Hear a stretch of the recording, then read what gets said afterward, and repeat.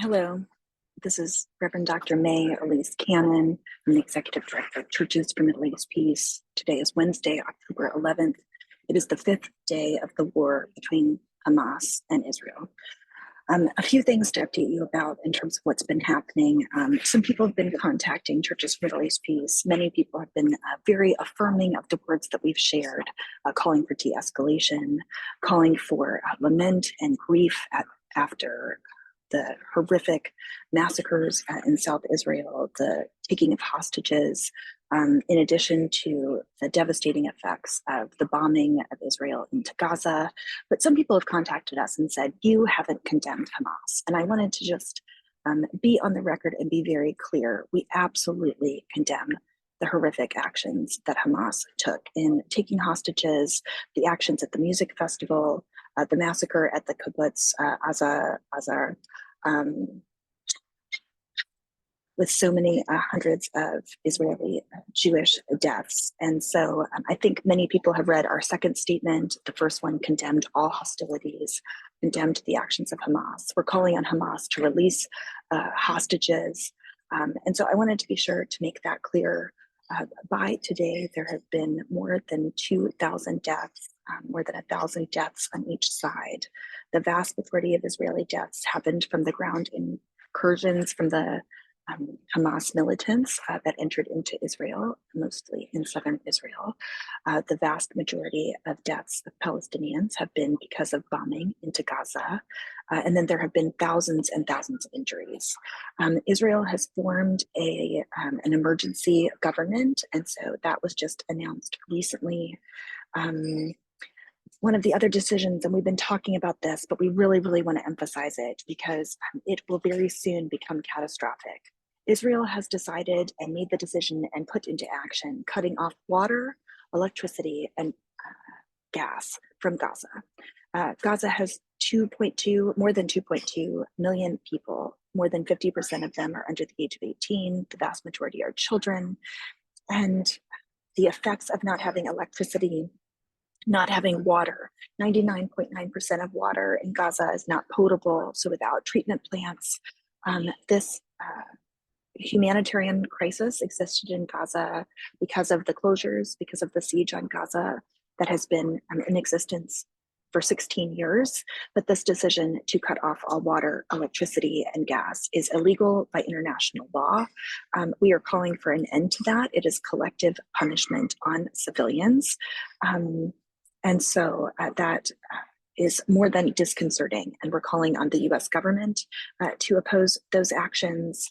And of course, the international community to respond as well. The US has reached out and responded and is offering for American citizens to have the opportunity to be able to leave Israel.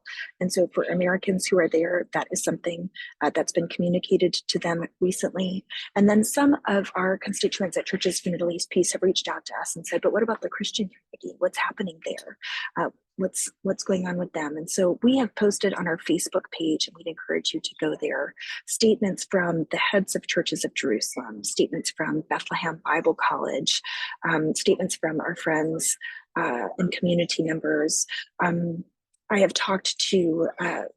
I've connected via WhatsApp with some of our friends in Gaza, but in terms of the Christian community in the West Bank, we're hearing that things are horrific. We're hearing that the reality on the ground is a deep, deep concern that the conflict will escalate.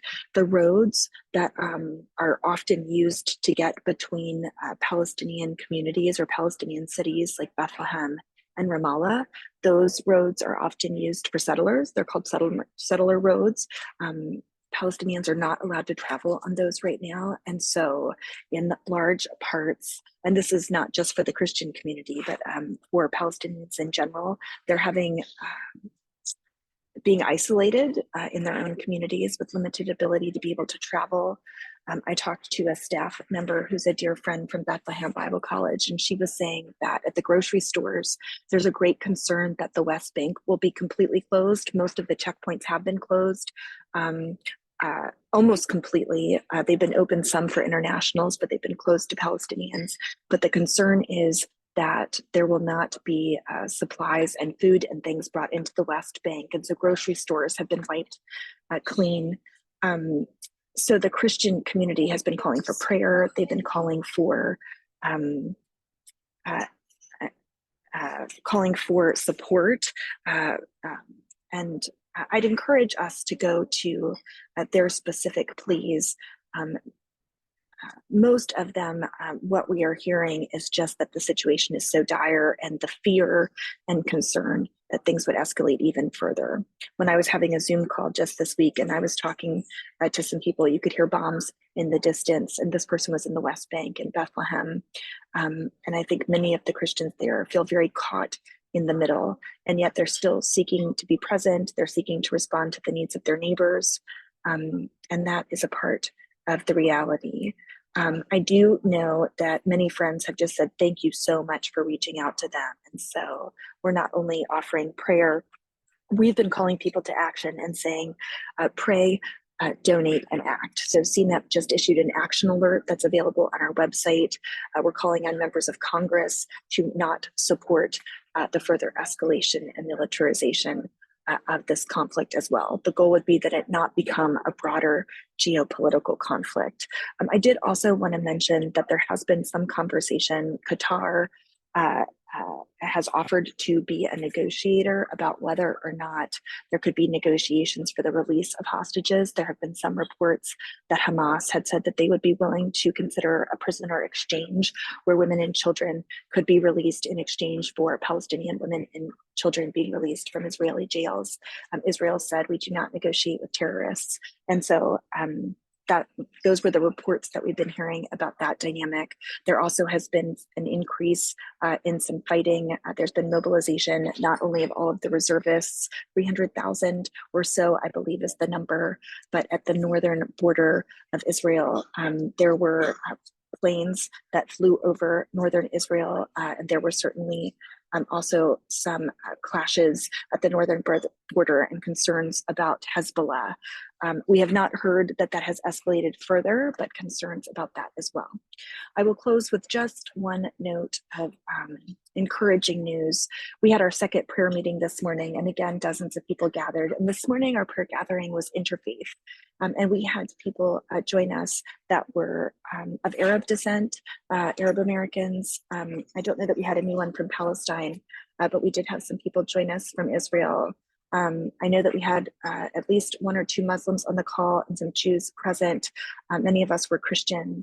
And we came together praying for peace, and praying for peace not only for Jews, but praying for peace for Palestinians, Jews, Muslims, and for all people in Israel-Palestine. And it was comforting and encouraging to be able to come together and to pray that way. So we would invite you to join us in praying on Wednesday mornings. We pray in between, but praying on Wednesday mornings, and on Thursday mornings, we're doing a briefing where people can ask questions, meet with some of our staff from the Middle East if they're able to join us. So that's a bit of an update on day 5 of this war. We pray that it would quickly come to an end and that things would not escalate further. May God go before us.